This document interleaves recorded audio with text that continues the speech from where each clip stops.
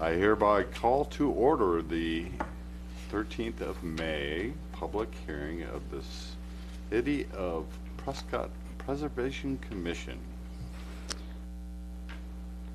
Members present from my right are Christy Hastings, Russ Buchanan, Gary Edelbrock. On my left, Robert Buford and Michael King. Mike King. Yes. Thank you. This is an open public hearing and is being videotaped and recorded by the city. The proceedings are being televised by representatives of public media, local cable, and or radio, and maybe rebroadcast. The members of commissioners present are 6. It will require 4 votes for a majority. All parties wishing to be heard on an issue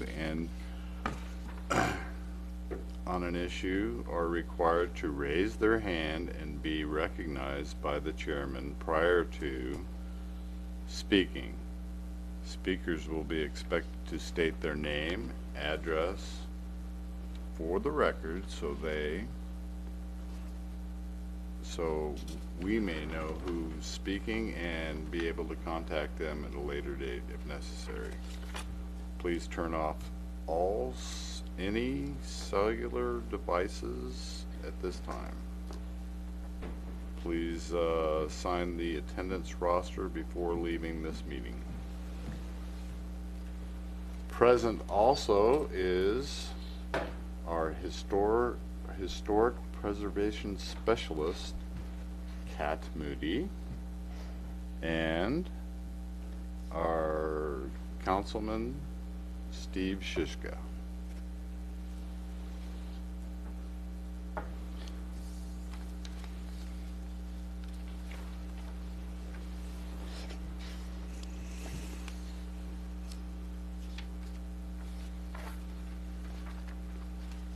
Our regular agenda will be the approval of the minutes of the April 8th, 2006 meeting. Have we all had an opportunity to review them? And can we entertain a motion? Motion to accept the minutes as written here. Second. We have a first and a second. All in favor? Aye. Aye. Aye. Aye. And then we go to item number 2, follow-up presentation on previous approved projects. This presentation will be given by Kat Moody. Good morning. And elaborated on fellow commissioners. Okay, this is something that we've recently been doing well for the past couple of years, is looking back at projects that this commission has approved that have been constructed so that we do follow-up photos to document how things turned out. And thank you, DJ, for going out and taking all of these photos. He does an excellent job of documenting the work that's taken place. So let's get started.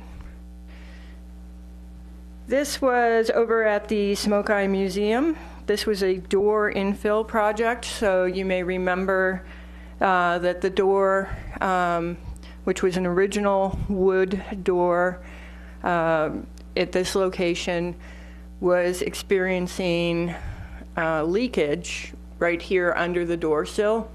And the door had not been used for quite some time. In fact, there's a closet on the other side of this space right here is now a closet.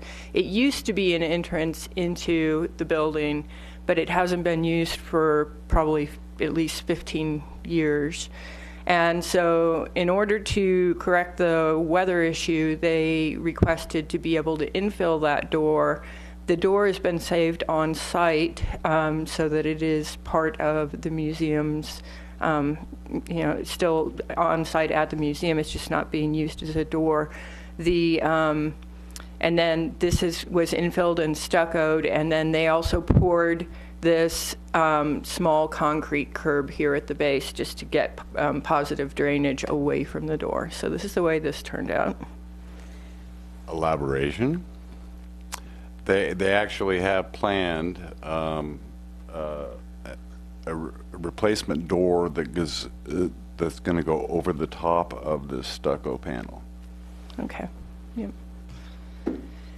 And this was a project to repair the wainscoting that you see, this pointer, that you see here on the lower right image, these tile wainscoting and the ledges here. So this runs along two sides of the Hacienda there on Gurley, and it wraps around into the alley. So there was a repair done to that, and then they also received approval to replace almost all the windows in the hotel, but this work was going to be done in a phased manner, and they were going to do windows as they could afford them.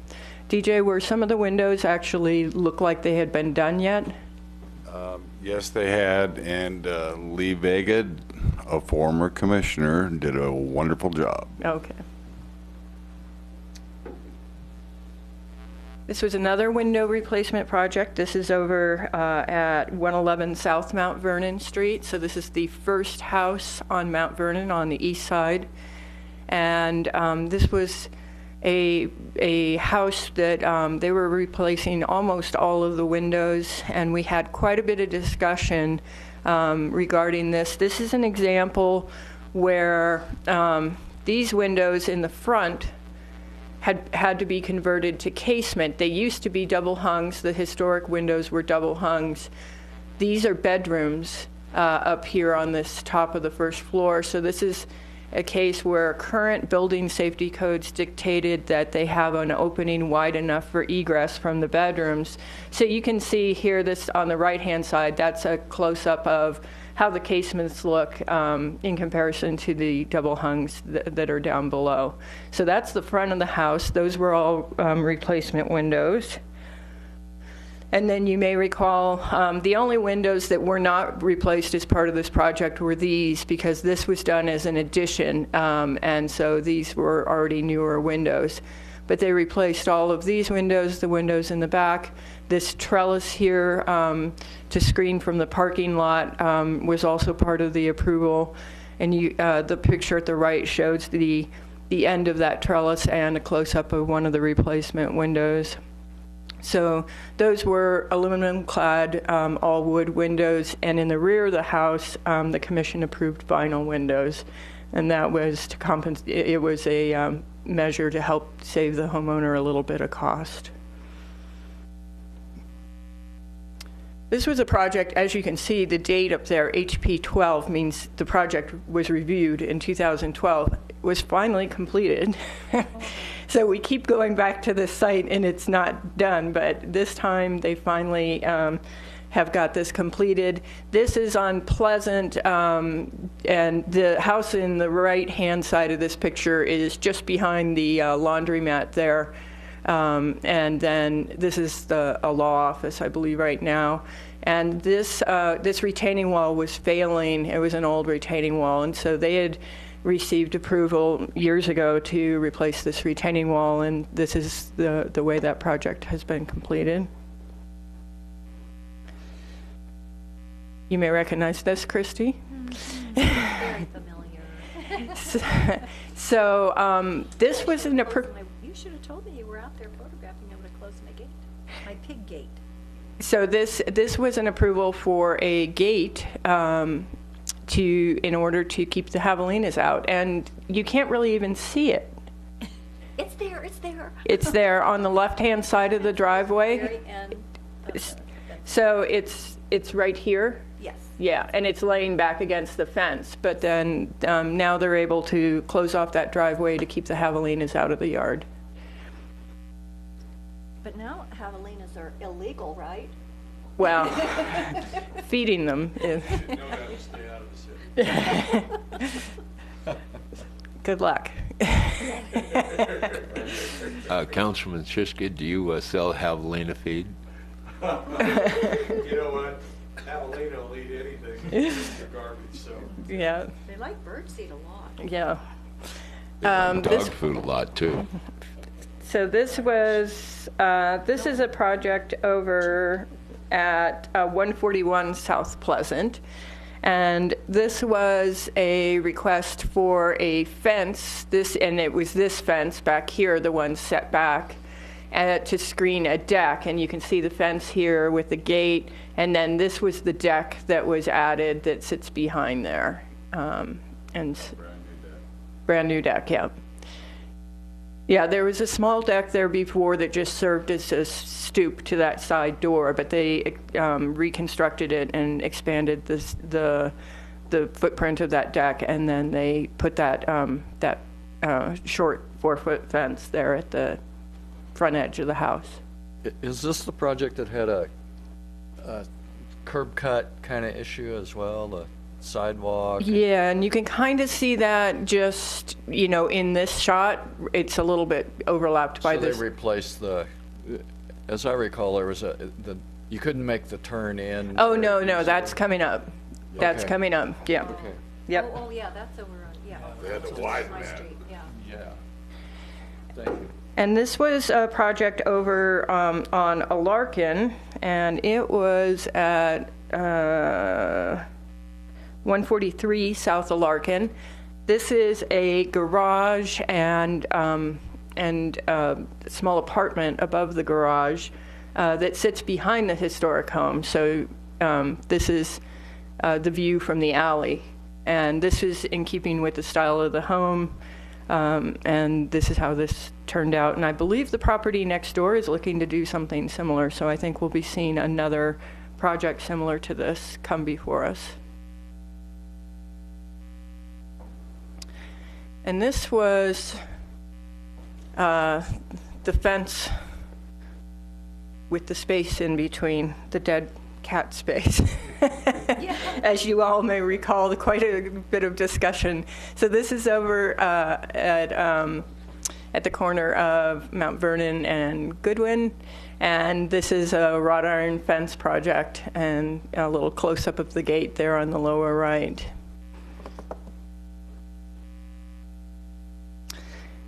And this is at the American Legion in the corner of Goodwin and Pleasant.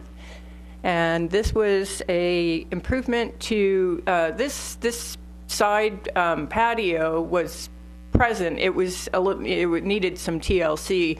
There was a shed here that had been constructed at some point, probably in the 70s, and it was just a sort of a deteriorating shed they used to store tables and things for events. And they removed that, and then they made improvements. Like right here, they repaired the masonry and put these caps, and on the top of the pillars, repaired that, and then installed this fence, and then put the Legion emblem there on the fence. And this gets used, and I think it looks pretty good, actually. In fact, it was being used at the time, Oh, really? Okay. in the middle of the afternoon. All right. Imagine that. Yeah. And this is a project on Mount Vernon as well. This is at 213 South Mount Vernon, and this work has not been done. This was a full house window replacement. These were old storm windows. The white that you see there are the old storm windows. So he wants to, and he's going to be installing all wood windows with a green finish, like a hunter green finished aluminum cladding. So that hasn't taken place yet. That was Mark's house, right? Mark Favor's house, yeah. This is over on Mount Vernon as well. This is 230 South Mount Vernon. And there were several projects we reviewed on this site, so I've got a couple of slides. This is the front house. This house it was not originally a brick house. This brick was a applied facade over what was originally a wood horizontal sided house. And you can see this is the back of that front house, and the brick is being removed. You can see the old horizontal siding here, and this same shot from along the side shows that they're slowly removing the brick from this house. And they had approval for a full interior remodel, re-roof. So work is taking place at this site, but the front house is really just getting going. But in the rear, we had approved at an earlier date from 2014. This was renovation of an old, garage into a guest quarters in the rear of the house, in the rear of the site. And this work is getting close to being finished. It looks like they're working on the retaining wall there for the front patio. But the improvement from the alley side on the lower right photo, you can see that that's substantially improved from the condition it was when we originally reviewed the project. And of note, that's also like a stucco finish versus the wood siding. Right. Just due to the fact that it was trying to weatherproof that. Right, because it does retain soil there at the alley line. So, and this is the one that Robert you referred to. This is on Mount Vernon, right near the Carlton intersection. It's at 241 South Mount Vernon. And this project, you can see the original driveway line right there. This was to expand the driveway here by this small section in order to make getting into and out of the driveway more possible on a fairly busy street. We also approved, as part of this project, a shed at the back of the carport and a deck in the rear, which you wouldn't be able to see from the street. And they do the fact that it's right there on the curve of Mount Vernon. Yeah, that's one of the reasons they needed to expand that driveway. Right, yeah, because there's a jog in the street there. Yeah. While you're there on Mount Vernon in that area, is there anything that's on the docket for that infamous fence there at Carlton and Mount Vernon? There is, and every month I bring it up at my engineering coordination meeting. The traffic engineer, they have designed a plan. They went out, they surveyed that corner to determine that the fence does encroach into the right-of-way, which the homeowner was not allowed to encroach in the right-of-way. But even if we request that they move their fence just back to the right-of-way line, there's still going to be a visibility issue. So the engineering department drafted up a plan that they think will work, where the fence will get offset a little bit inside of the right-of-way line on the one side by Carlton, and then we'll get a good sight triangle. And so they're trying to set up a meeting with the homeowner to get that taken care of. The concern is who's going to pay for that, because we're asking them to move it beyond where it technically is required, but it's a health safety issue for sure. So the fence is going to remain white picket? Yes, it will, but we're going to have that south half. It's going to need to, at its front walk, get jogged back in order to give us a good sight triangle there. And I keep putting a bug in the ear of the engineering department. And so they're hearing from me once a month. Where's that at? Have you met with the homeowner? So would it help if I put a bug in the ear? Yes, it would. All right. And Ralph Rodarty, who lives across from there on Mount Vernon, would be very appreciative, because he's been, I hear from him on a regular basis. And it is something that needs to be taken care of. Absolutely. It's dangerous. This is a project on Gurley Street.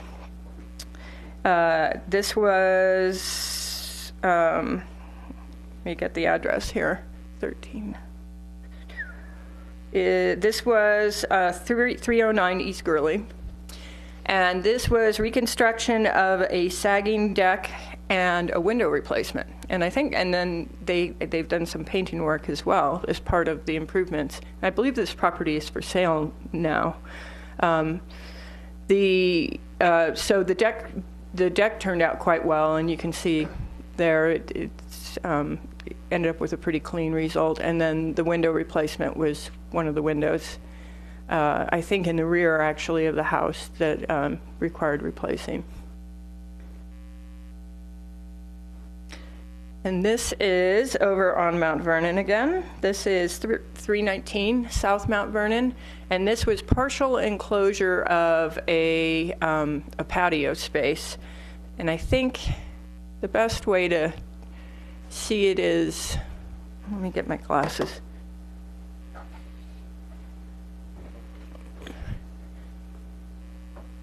There was a small section from here to here that they enclosed. Is that right? This is all new, closed. Okay, from there over. Yes. Yep. And this was a roofed over patio before, and they just wanted to enclose a portion of it to use as a sunroom. And I thought it was the that back portion has also been roofed over. This back portion? Yeah. Yep.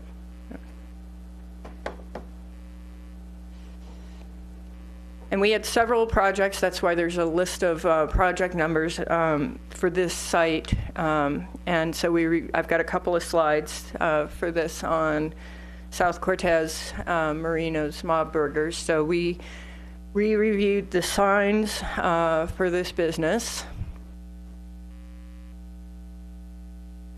And then there was a modification to the front door that they had requested. And I don't believe that they actually did that. So the front door is still the front door that was there. They had wanted to put the doors from the old dents in there, which were double doors, but they didn't meet egress requirements without some kind of an opener on it, and they decided to just leave it the way it was.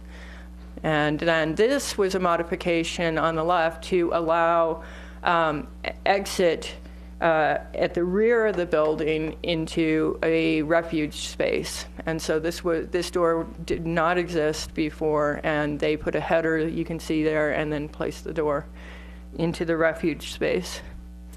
And then there's a nice reflection of the photographer. Yes, there's DJ in the... Yep. All right. Holding a mirror, we would have gotten infinity. Yeah. And this is a project over at 313 Cochise Street. So this is in the Pinecrest neighborhood. And this was an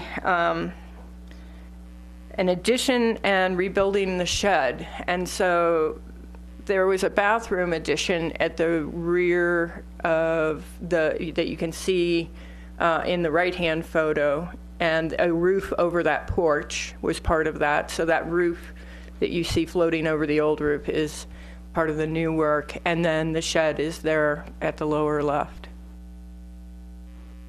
Did you have something to add, DJ? That was nice work. Oh, okay.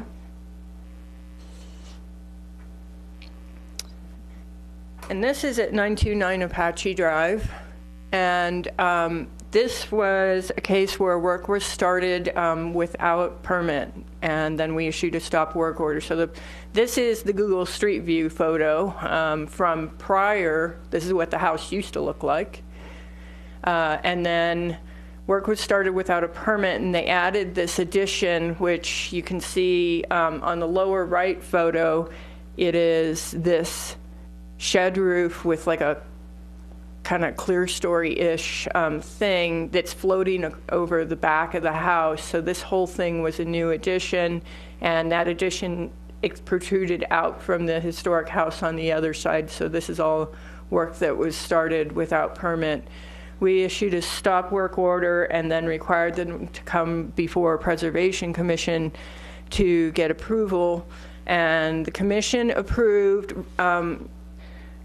leaving the walls and the addition, the actual footprint of the addition and the wall, but is requiring the removal of the shed roof and an extension of the hip roof back so that the roof will actually integrate with the historic structure. They struggled for quite some time to pull together plans and get them through the plan review process. They were issued their permit about 3 weeks ago, so they now can start work on this. And so that shed roof will be removed, and so the roof line is going to look fairly similar to the house next door, which had an addition on the rear and has a ridge line running back from the peak of the hip.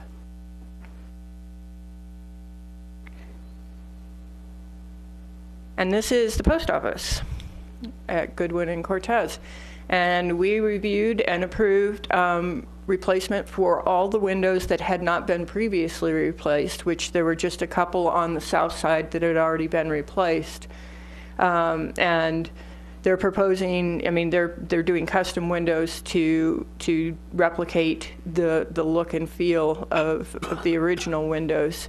And I did see some action with them starting to apply for a permit. They have not gotten a permit yet, but there is some movement on this, so I would expect that we'll see the windows at the post office being replaced in the next year. And we reviewed several things at this site at the corner of Gurley and Cortez. This is on the northwest corner. We approved the sign to be reactivated, and then for them to update the text at the top of that sign. That's a grandfathered sign within the downtown that's specifically called out in the Land Development Code as a grandfathered sign downtown. And then they did there was carpet, indoor-outdoor carpet in this entryway and in an entryway down here, and they removed that carpet and laid a more traditional black and white tile, I believe is what they picked. And that's been, that work was done, and then we approved the awnings and the signage. Just a quick question. Those original awnings were green? Yes. Now they're gray. Yes. Yeah, which I've heard a lot of opinions about that. Okay. Just asking. Some people like the gray and some people don't like them. So, yeah. And then just down the street here, we have the Lone Spur Cafe sign. The Lone Spur Cafe expanded in the space to the west, and that created more of a presence for their storefront. And so this was a replacement sign, and that's how it turned out. And I would consider this a real success, I think. This is another grandfathered sign called out as grandfathered in the downtown area. This was a sign painted on a brick wall that had been there for years, and we had reviewed a couple of changes to this sign over the last 5 or 6 years. And what happened this time, rather than painting over the painted brick wall sign, Morgan Sign developed a Brick pattern. a canvas. So that's an actual stretched canvas The brick pattern. that's printed to look like it's the brick sign. So and so the last sign that they had there, which was for a real estate development that's now no longer selling because it's already sold out, is actually underneath this sign and will remain underneath that sign, because if they need to change this sign in the future, it just requires reprinting a different canvas and then stretching and clipping it into the channel. So this could set us up for a situation like all those, 50 years from now, somebody will remove that canvas, not remembering that there's another sign underneath there, and we'll get all excited because it's an old sign. Like the Goldwater sign, right? New construction, like what Mike Fann's building downtown. Does that come through this commission? Well, in that case, it did come to this commission, but that was a courtesy review. We didn't have authority. It was just it was just brought to us as a courtesy review because it was a fairly substantial change to the downtown fabric. But it wasn't required that it come to us. Yep.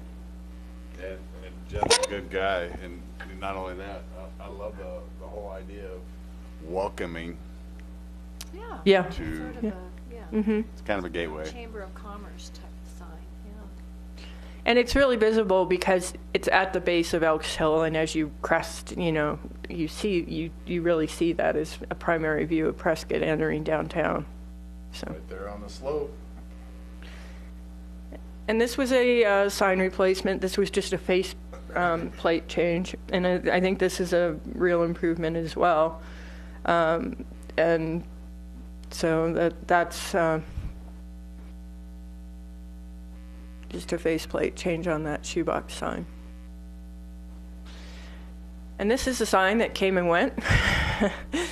This was for the rancher's wife when they moved into this space and it expanded their business and opened a second location in this space. There was an Edelweiss sign painted on this curve over the door. They painted over that, and then they painted a rancher's wife sign here, and then they went out of business, so they just took it back to the base color. There's nothing there right now? There's a real estate, but they haven't requested signage yet. I mean, you can see they're using the window, which is not permitted signage, and then they're allowed one A-frame. So they're just using that right now.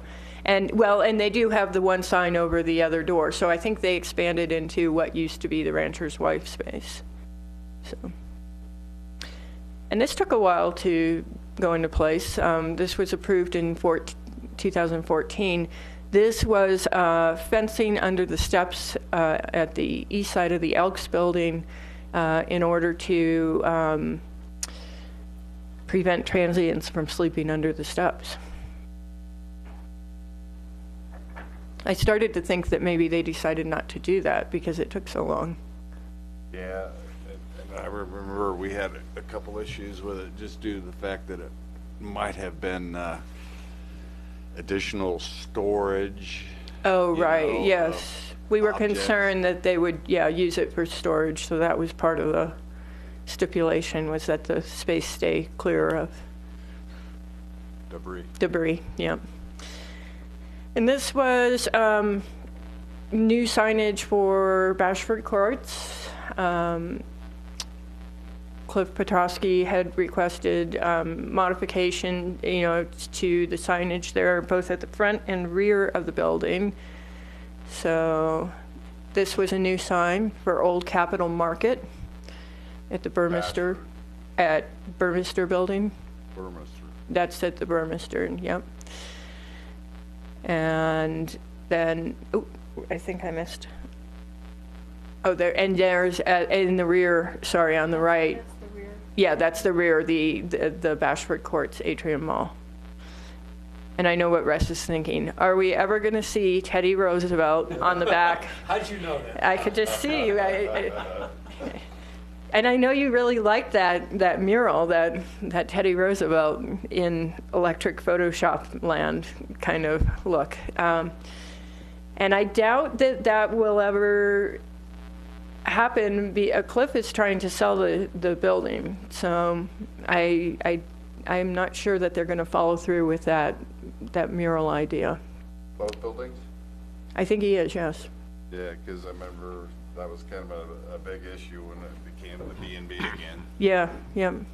Yeah, I think he's trying to sell both of them. And this, we had a slew of project numbers up here because we saw this come back before us so many times. This was the Holiday Courtyard, and we initially approved the fence.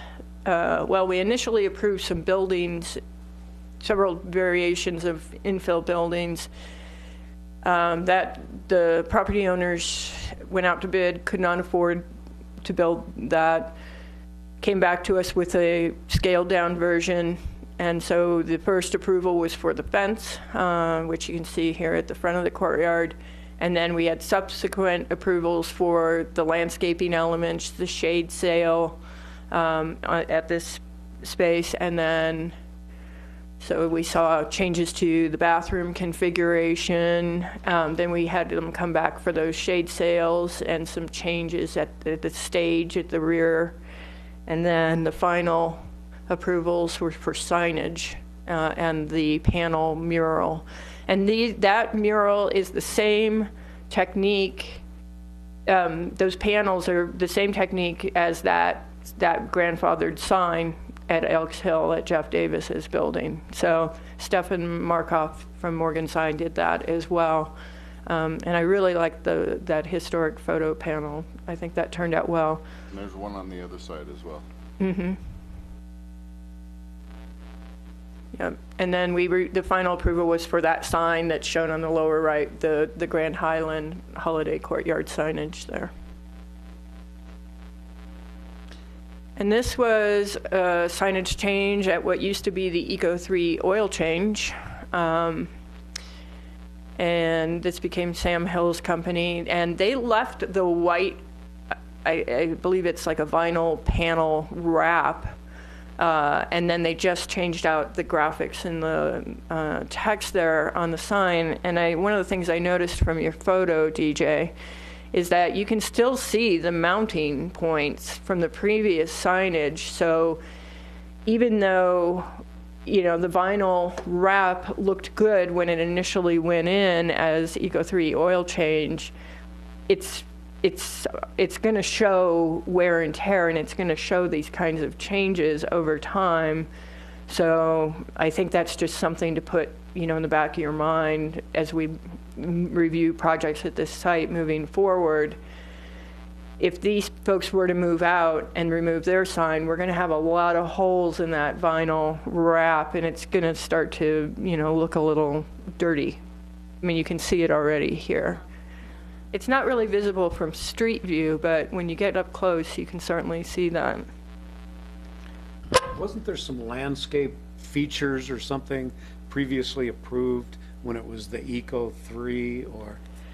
Well, we reviewed for that hot dog cart tent. Right. And then signage and the planters along Goodwin Street. Right. So we reviewed that as well, but those are all still in place. I mean, and the hot dog cart doesn't operate under the current business owner. And this was signage at Depot Marketplace. They wanted to increase their signage at Sheldon Street and Montezuma, so they placed these two monument signs there. And we did review this, and I believe they had originally come to us with a slightly different location, and then the commission approved it at this location just because we felt like it took the signage further away from the historic building. And this is what it looks like in place. And this is signage also at Depot Marketplace. You may, and this is a change I just want to mention. From this point on, if we get signage in this building, there's that one wing of Depot Marketplace that falls within the historic overlay district, and it's this section. It's the Verizon Wireless over to Streets in New York, and then by the Massage MV, that little angle, that L-shaped angle, technically is in the district. One of the changes I've gotten approved through the community development director is when signage comes in on this little non-historic building, I'm approving that administratively if it meets all the requirements. Any signage on the historic depot building or close to it will still come before this commission. But you could see some of these signs change out because it's a non-historic building.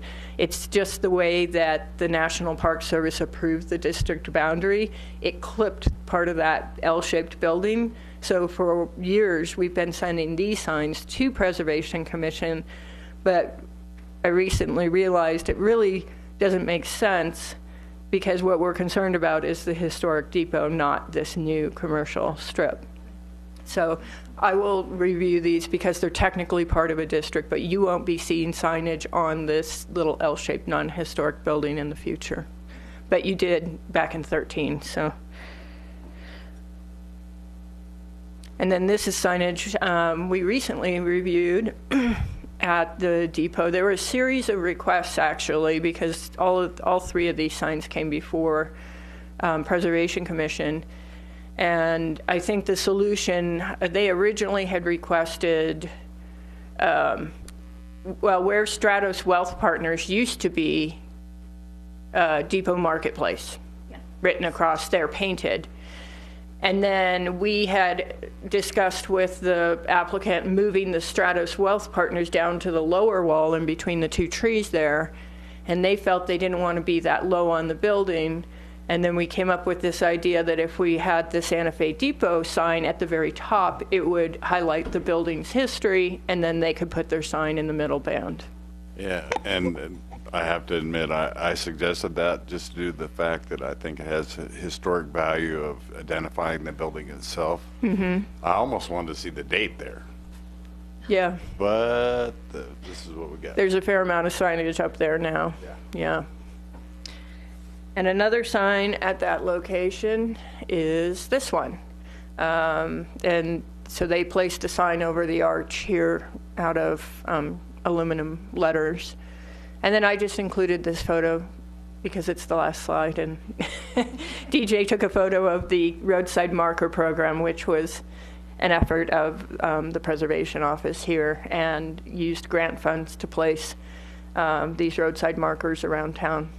Well preserved and attractive. Yep. And with that, thank you, DJ, for going out and doing all that hard work. Good job. Yep. What kind of influence does this commission have on the beautification projects of the city, let's say on Larkin and Marina and the parking lot behind the Bashford building? The commission doesn't review that work. I've been involved. Engineering has run the plans by me before going to the public meetings, and they did request my input regarding those improvements.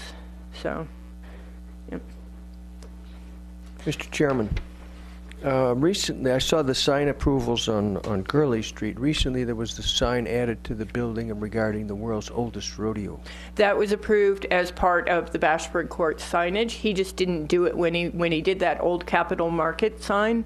We approved the world's, yes. Okay, thank you. Yep. My bad. No, I didn't include that. You had a far away photo, but I didn't have room for it, so I didn't include it. But yeah, that was approved by this commission. He had just done all the other sign work, and I wondered if he was going to do that upper sign, but he just eventually got around to it. I think he wanted to get it in place for this year's rodeo. So. Right, thank you. Yep. And we can include it on the next round. Well, it was just something current in the news, and was not here, but all the signing approval for that particular block was. Thank you. Mm-hmm. Next on the agenda? Other items of note. Yes.